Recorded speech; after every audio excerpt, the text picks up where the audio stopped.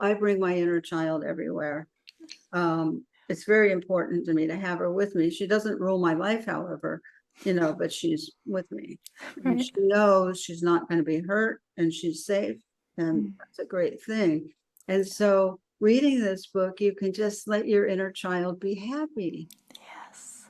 It's simple. It's simple. Don't make it a complex thing. It's a Mm. simple, beautiful book that can make your heart happy and help you awaken the inner child within even more, and let the inner child know that you're spending time with her.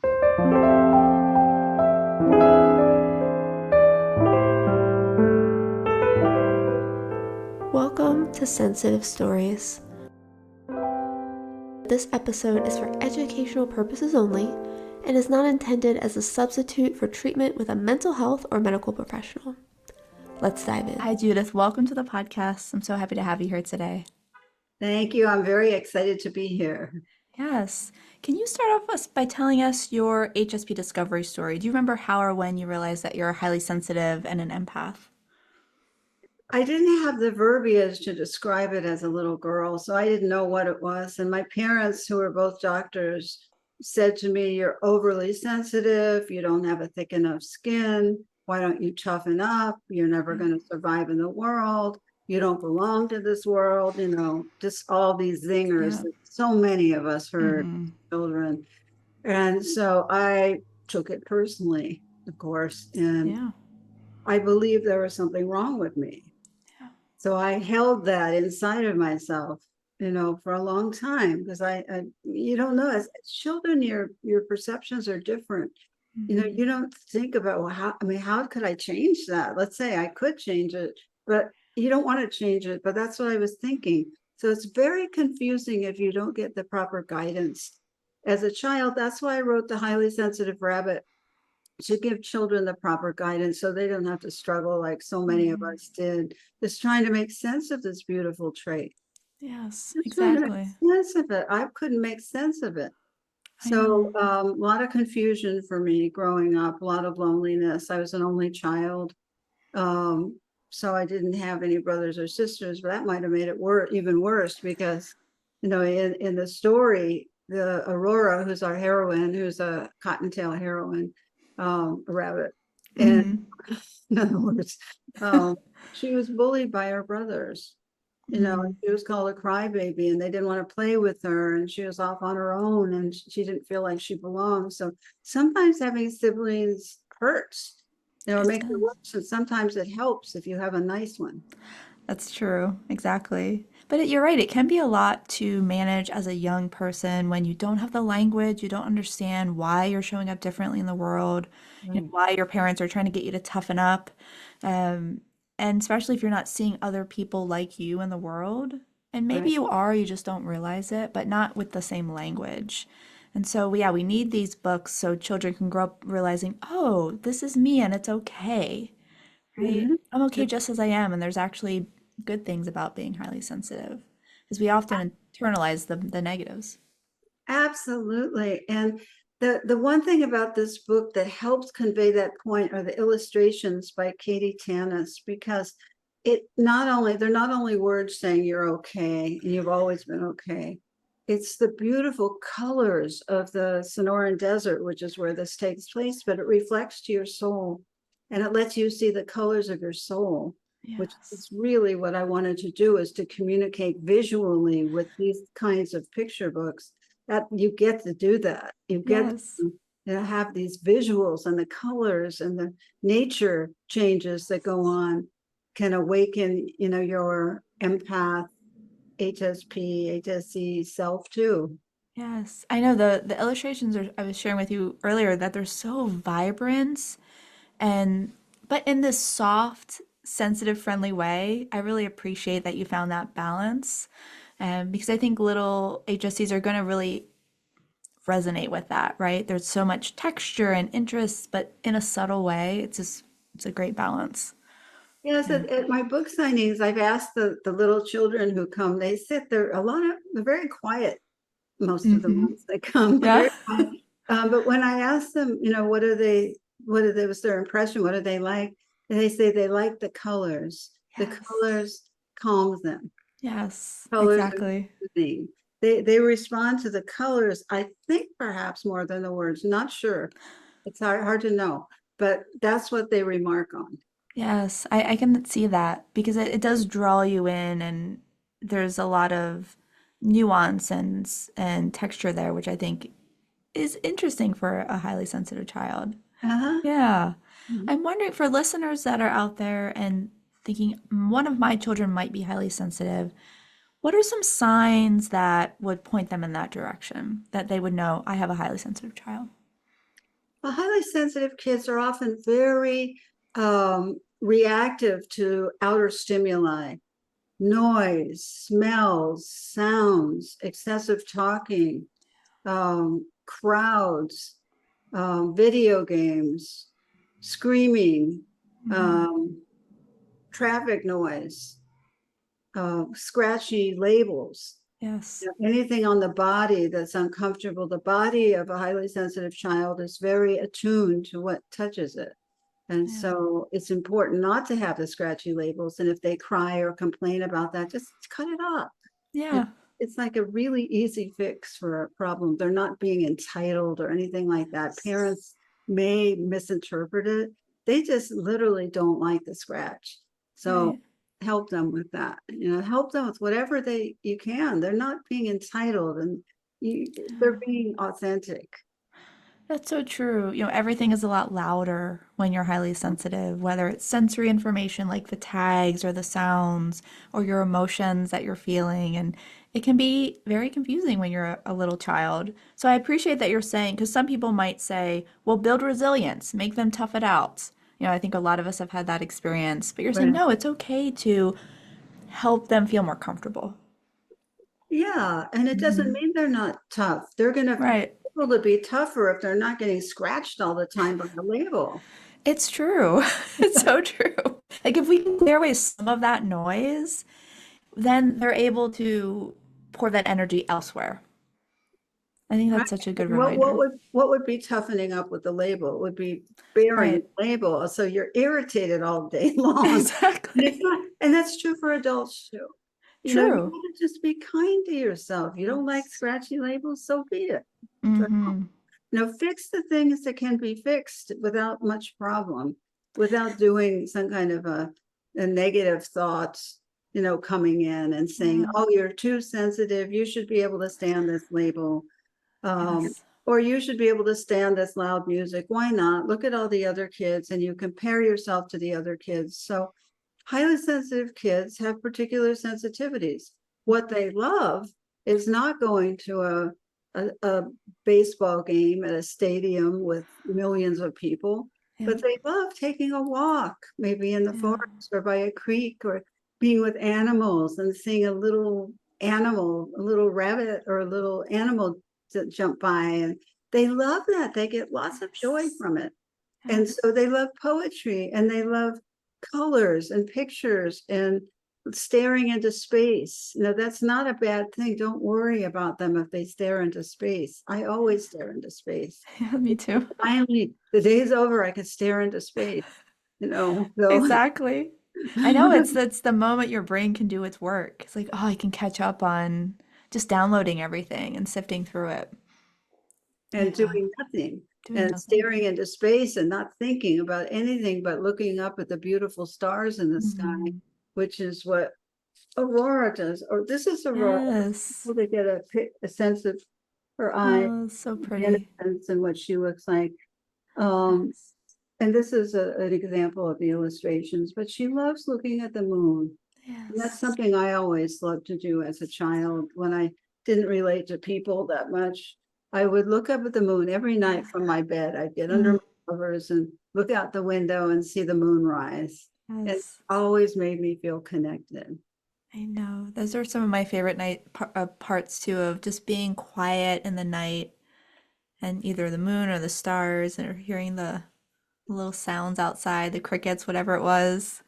It's so Mhm. peaceful. And I appreciate that reminder to let sensitive kids be who they are. Let them daydream a little bit, right? Let them immerse in what they love. You don't have to force them maybe to do all the things you think they should be doing. Exactly. And if they say, oh, I went out to sit with my tree who's my friend, just say great, as opposed to getting all alarmed that they think they have a friend that's a tree. Of course, Right. we have friends that are trees. That's just what we do. Exactly. And maybe the mother or father might not understand that because they've never had a friend that's a tree. But if you read The Highly Sensitive Rabbit, you'll see that's very common. And it's nothing to be concerned about. It's a form of creativity. If you look at the naturalist poets like Mary Oliver and, when you hear David White reciting his poetry, it's all about having friends that are trees. It's all about connecting to nature in your own way and looking up at the sky in your own way and seeing reality in your own way and not having somebody trying to tweak it or make it more acceptable. That's the Yes. parents. You don't want to do that. You want to enjoy the creativity of your child, the intuitions of your child. Child might have an intuition about somebody. They might really, really like somebody right away.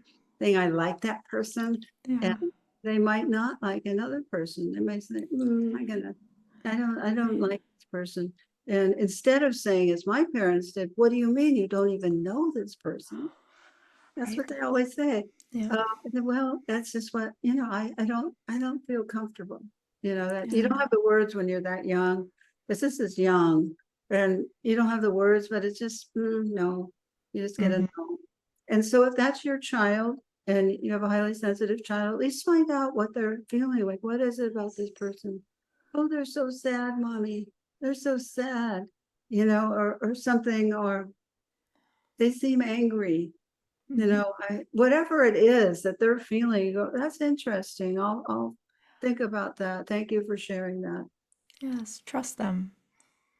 Well, trust them. And also, you don't know, maybe they're not accurate. Maybe they're having anxiety, but you want to give them the credibility of considering their point of view. Yes. Exactly. Because they may be picking up, as you're saying, something that you don't see or feel because of their perceptive nature.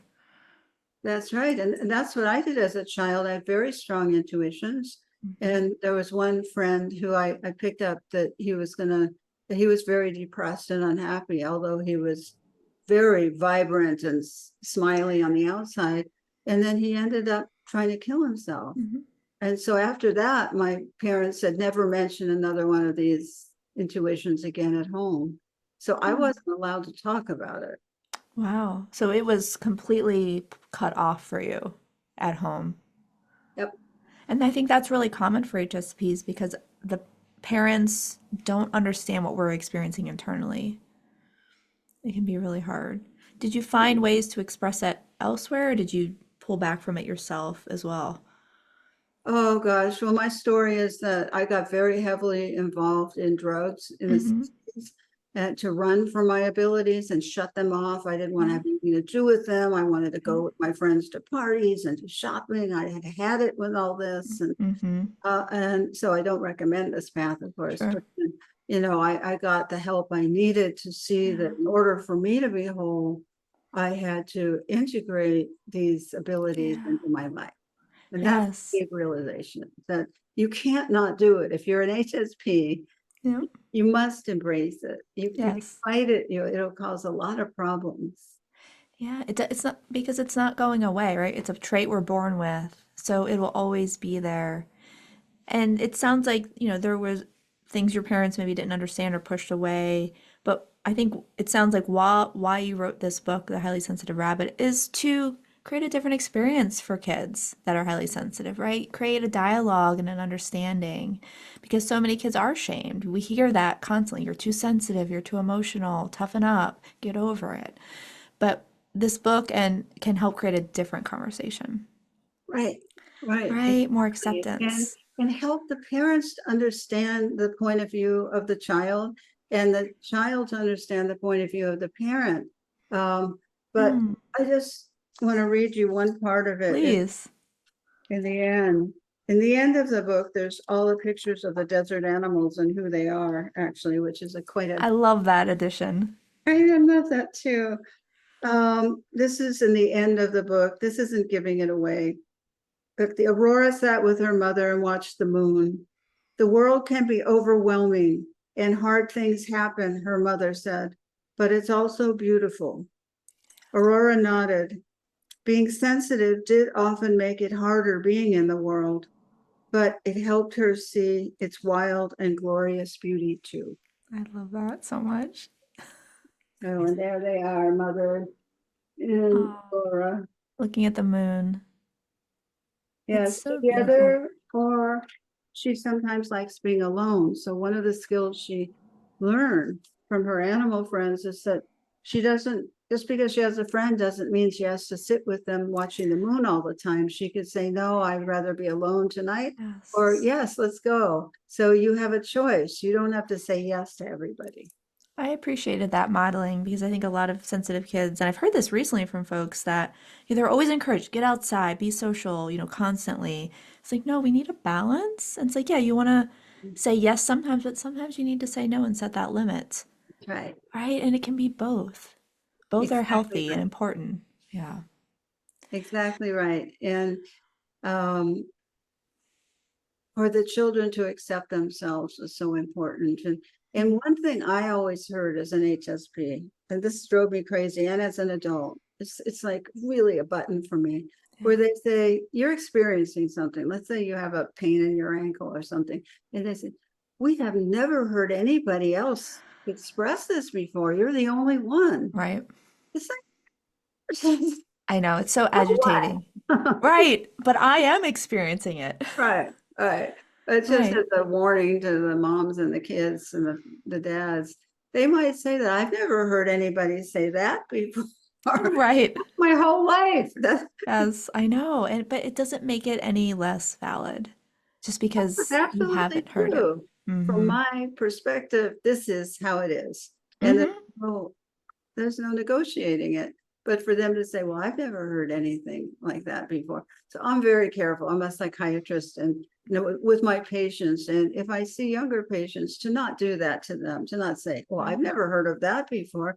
If they say, I'm taking this medication and I see purple, my whole world is turning purple, and it doesn't say that anywhere, I don't care. It's Right. like, fine, I understand your world is purple. Let's deal with it. Yes, exactly. Right. You take it seriously. You don't dismiss it. Yeah. It Because, doesn't matter if no one else ever experienced it before. right. That's the whole point. It Right. How could doesn't you matter, possibly capture every experience? right? It matters that you're experiencing it now. Yes. That's what matters. Yes, exactly. And that's something you can say to your child. Yes, That matters. I yeah, hear you.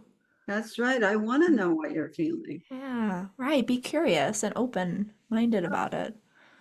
Yeah, but don't overdo it either. I've seen some parents, Yep. oh, tell me, tell me. Right. And I say, the child doesn't want to do anything. That's true too. I've seen that too, where there's overemphasis on the emotion to the point of overwhelm. Right, right. Yes. So maybe we could talk about that. Obviously, highly sensitive kids will get more easily overwhelmed. How can they start to work with that? I know you include some things in the book, but what are some go-tos that you recommend to parents? One thing that Aurora learned from one of her bird friends was that when she gets overwhelmed, she takes a breath immediately. Mm, She stops and takes a breath. She yes. doesn't work it up in her mind. Yes. Just one is even good, and two if she wants to. But to get in the habit and program yourself to take a deep breath and relax if you're feeling overstimulated. That Mhm. helps to calm it down, and you can do this anywhere as people don't really notice what Yeah. you're doing. Or go in the bathroom. I always go in the bathroom. Same. Yeah, it's the refuge. Yeah, so don't feel bad about going in the bathroom. Just go in, close the door, take a breath. You might want to put your hand over your heart, as that's very calming, and pat yourself like Mhm. this. Mothers often do this with Yeah. infants. You just pat over the heart and you begin to calm yourself down. So that's good. And if you're at home and you're starting to feel it, you can go into your room or go into a room that's quiet so you don't have continual talking. The excessive talking can trigger the children. If the talking, it just gets crazy Yes. blurred together. You Mm-hmm. know, just we can't process that many words at once. It is too Right. many. And Mm-hmm. so just to know that, I think Yeah. parents need to know that and slow it down a little bit, slow it Mm-hmm. down, be calm and not trying to fit it in between all these other things. That won't Right. work. I understand your impulse to do that because you're so busy. Mm-hmm. Work with the child, so you've got to weigh that. Yes. Yeah, it's so important to slow things down. I think a lot of times parents want to process verbally, not realizing that A, that's overstimulating, and B, the child more than likely will respond more to a somatic or physical intervention than a verbal one. Right? Mm-hmm. So even just interrupting the cycle of overwhelm with that breath or changing locations, it makes a big difference. Yes, give them a stuffed animal, Yes. close the door if they want peace and quiet in a room, and let them do whatever they're going to do with the stuffed animal or the pillows or look out the Yeah. window so they can find their center. Mm. You just want to remove them from the excessive stimulation. That's Yeah. really important. And if you're upset, if the parent's upset, or if you're yelling or you're raising your voice or you're getting impatient, this is the time for you to take a time out too. Good reminder. Right. The parents also need a break. They do. Oh my God. It's Yes. it's a full-time job. Yes, exactly. And a lot of people say, well, I don't know how I'll fit this in. It's like, let's all do it together. The whole family could take a break. If you can get them together, yeah. If you can do that, or going off into your having your separate time alone. But there it sounds like, there needs to be maybe a little bit of disruption or shift in the chaos. Yes, yes. And the child learning to make an inner shift that's simple. Yes. The hand on the heart, the breath. If you can go into the room, take some alone time and just play whatever Yeah. you want to do. Look at a book, Mhm. play, just sit there, Yes. talk to your imaginary friends. Whatever makes you happy, just go do it. Follow Yes. your bliss. So, Yeah. How life-changing to have those tools and that permission early on. That's not something I learned probably until my late 20s or 30s. right. Yeah, Yes. So that's to right. instill that early on can really be life-changing. Oh, yeah. Like if the child's getting worked up in the car and you have to go somewhere, you could just look at the child and say, honey, we have to go somewhere. Let's just take a minute, take a breath together. We could both calm down so we could be calm when we go. And so that will cut off the tantrum cycle. If you can get Mhm. it early on, let's do this together. Let's stop. Let's stop the car. Let's stop. We're going to breathe. We're going to smile and Yeah. hold hands, whatever. Um, Right. and then continue on so we both could be in our best selves. Absolutely. Yeah, having some co-regulation. Yeah, co-regulation. Yeah, you can Hmm. talk to your child that way, even if you think they might not understand every word, they'll Hmm. understand the tone. Right. Exactly. Yeah, they'll match your energy or tone. That will make a big Mhm. difference. Absolutely. That's right. So, helping sensitive kids work with their nervous system, manage the overwhelm, how can we help them embrace their sensitive gifts? Hmm. Um, by saying, that's really interesting. And how Yeah. did you pick that up? That's really, Yeah. tell me about it. It's just curiosity. You don't make too much of it. Now that I want to emphasize too is like, oh, that's so wonderful. You're such a brilliant child. Right. Don't say that. Yeah, right. Too far. I can understand the enthusiasm, but you just want to be calm. Go, honey, that's interesting. Tell me about it. What is that? Why do you feel that way? That's a good point of view. I'll think about it. So you kind of treat them with respect. You treat their perceptions with respect. And you leave room for them being right or them being wrong in terms of intuition. They don't have to be right all the time, but it's important that they're expressing their dreams and their intuition, to you. And maybe sometimes it is an intuition. Sometimes they're, just afraid to go to school or they feel bullied and you need to know that.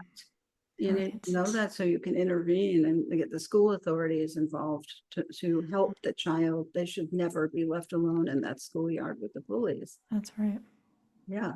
So that's, I mean, even with the highly sensitive rabbit, she had the bullying brothers, but the Hmm. parents didn't stop it. Right. The mother didn't stop it. They just thought it was normal play. Right. And Aurora's crying all the time. And then they say she's a crybaby and don't want to play with her. And then she feels like she doesn't belong anywhere. So that's how Hmm. it goes off alone. And luckily, though, in the story, the different animals find her and they see how upset she is. And they say, well, when this happens to me, this is what I do. Hmm. But sometimes it's good just to talk to a like-minded friend. It is. And it's a Yeah. good reminder to be curious and open about your child's experience. And as you said earlier, just because this might be normal play for one child or would have been for you doesn't mean it is for your other child, your sensitive child. So, really looking at their individual experience. That's Is, right. That's right. yeah. And one thing I loved growing up is sports because I loved handball and I loved the rings, going on the rings and going Hmm. on in a circle and anything with a ball. If I Yeah. could get it in a hole, then that I was happy. There was Yeah, something about that. So see if your child likes to play sports too, because that's a good outlet for them. it is. Get the energy Absolutely. out so they don't hold all the tension in and they could go and play. Hmm. Even if they just go on their own, they don't have to join a sports team. The Right. team thing can get a little complicated. If they want to do it, that's fine. But if they don't, that's fine too. They could just go and swing. Right. Movement is really good for children. It's key. Yes. It's how they can work through their emotions and, as you said, work through that physical tension. So important. And it's a good Mhm. reminder not to force them onto a team sport if that's not their choice, finding other alternatives, right? Looking outside the box a little bit. Right, right, Yes. right, exactly. And going with them and seeing what they like. They might tell you what they like. Mm-hmm.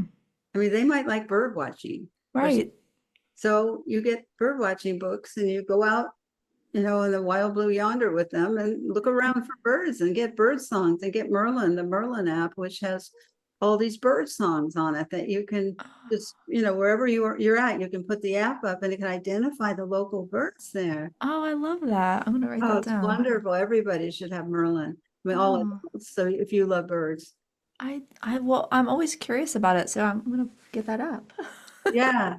Yeah. Yeah. But you can do that with your child where you can go somewhere and say, what bird is that? And you listen for the songs and then you look it up and they go, oh, it's a sparrow or, oh, it's a robin redbreast or, oh, Right. you could know. And then they, oh, that's fun. And so it's kind of a fun thing you could do with a nature loving HSP child. Mm-hmm. Right, you get that movement, but you also get the educational piece and the curiosity and the shared experience together. It's beautiful all around. Mm-hmm. There's no Yeah. forcing socializing. Right, exactly. And Yeah, I even love if that. you go with another child or another family, you all might be looking at the Merlin app together. So you have a common task, which isn't overwhelming. Right. Right. It could be a little bit more like parallel play, where it's not so overstimulating, but Mhm. you're still together. That's right. Yeah, I love that just being able to think about different ways that your child can express and engage in their what they're interested in.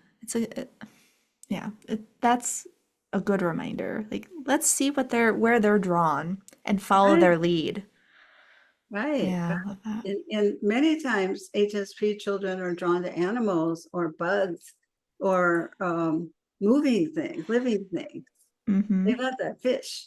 Yes. So you could just go for a walk wherever there are fish or take them to an aquarium, Yeah. which can be a bit overwhelming, because there's so many lights, but you be aware of that. Just see how much time they want to stay in there, or if they start getting tantrumy and they need a little break, Mm-hmm. go out.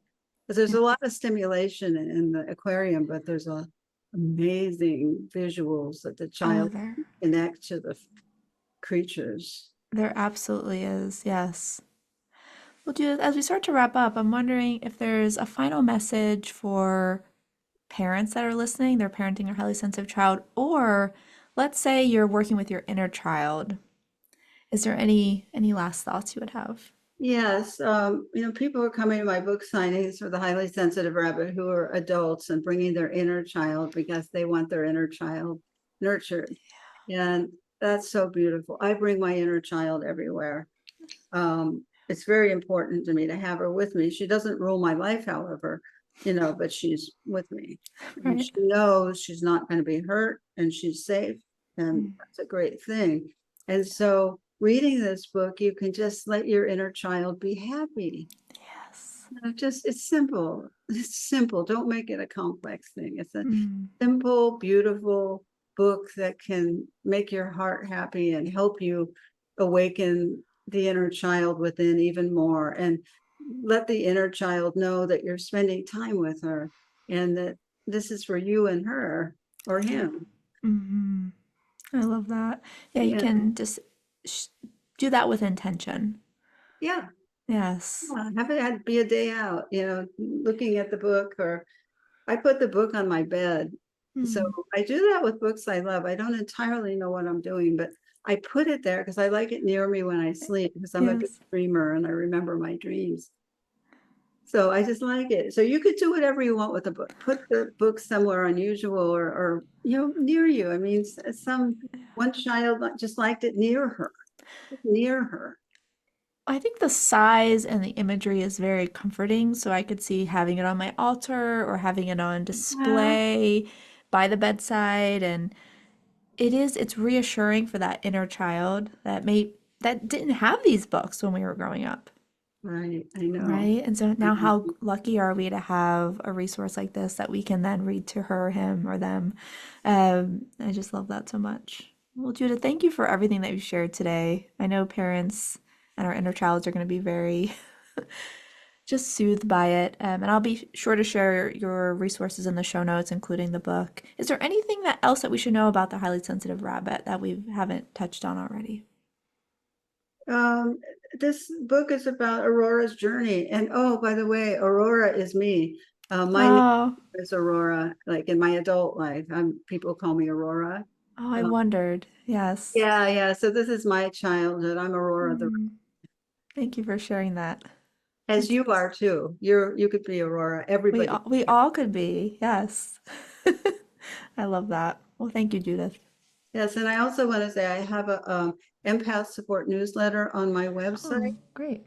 which is at Judith Orloff, ORLOFF.com. Perfect. And I just send out helpful tips and tricks and how to be a successful, highly sensitive person in terms of Yes. happiness, and what to do in this crazy world that we're living in, Mm-hmm. staying centered Yes. and still having a good time and still connecting with love with Yes. everyone, regardless of a lot of the Yep. I distractions. that's what I'm focusing on too. How can we find bits of joy and levity in all of the chaos? Yep. That's Absolutely. Yeah, right. I'll make sure I include that too in your resources. Thank you for that.